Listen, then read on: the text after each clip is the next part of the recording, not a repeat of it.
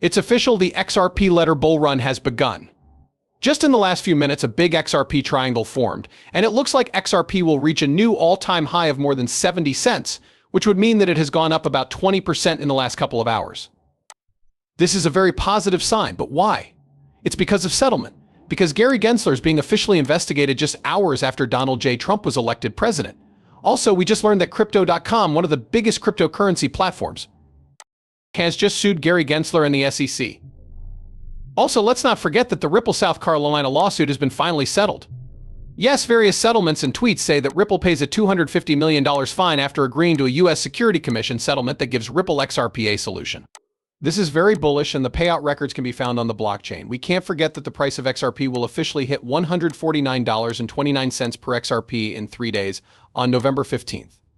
This is very positive, and we're going to go over all of this in more detail. Before we start, I want to remind you to hit the like button, subscribe to the channel so you can get post updates, and share this video.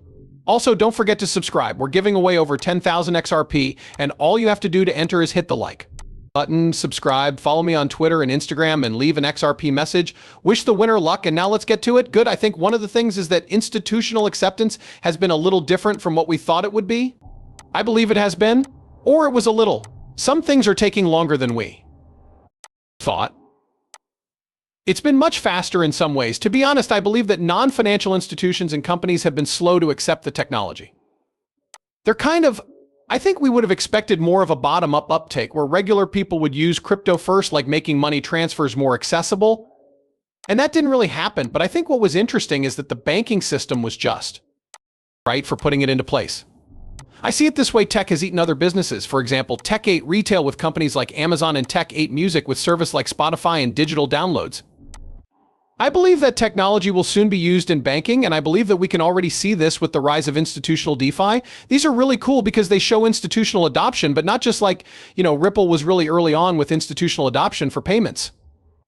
That wasn't what brought their buyers to the blockchain, though, was it? The customer just paid. But they don't know what to say. Yes, that's right. Now, I think we're just beginning to see institutions do things like issue stable coins or tokenize real-world assets, and they're taking their customers to these layer 1 blockchains. I also think that's a cool way to do mass acceptance, which I think we're just beginning to see. So when you think about the goal, and even let's talk, and I'm going to stray a bit from the plot. Sure, go ahead.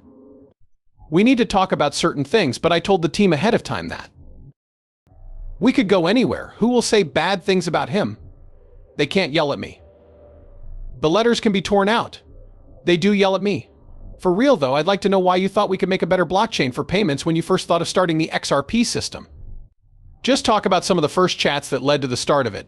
At the time of our first thought, Bitcoin had just become famous and we were just beginning to learn about it. What we learned is that Bitcoin is like a lot of other things. Even if you thought, like a lot of people did at the time, that it would just take over the world, you believe in a new faith and think that it would be great if everyone followed it. But that could be any payment network. It would be great if everyone could use it. We began to see how silly it was to think that Bitcoin would somehow solve interoperability because everyone would use it for everything. This was the same as thinking that any payment system would somehow solve interoperability. At first, when we looked at the XRP system, we didn't think the proof of work would really work. We were a little ahead of schedule, so the story was starting to show some cracks. We also learned that about 99.99% of the world's value wasn't in blockchain at the time, and probably wouldn't be for a while.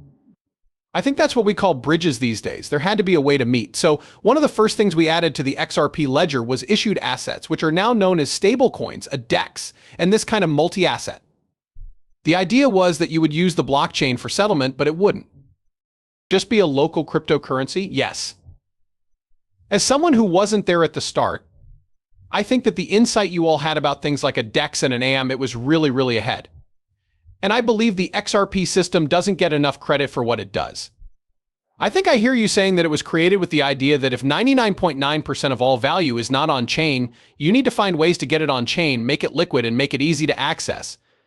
Yeah, it's funny that those ideas now have names. They didn't call it a DEX at the time, but we built one in 2012. We didn't call them fixed coins, but in the very beginning, we did have them. And we had something else that wasn't new at the time, but was new at the time: accounts that you could handle. People who have a receiving address in Bitcoin can change it if they want to handle their funds differently. This means that you want to change who can receive your payments. Everyone needs a new address. It's hard to get the word out about this. It's not like Bitcoin to think of an account as something you can have and control, but Ethereum is built around that idea. So yeah, it was pretty cool to see how some of those ideas came to life in the technology world. Ethereum, in particular, made its mark on the scene. There's a huge amount of information we need to go over.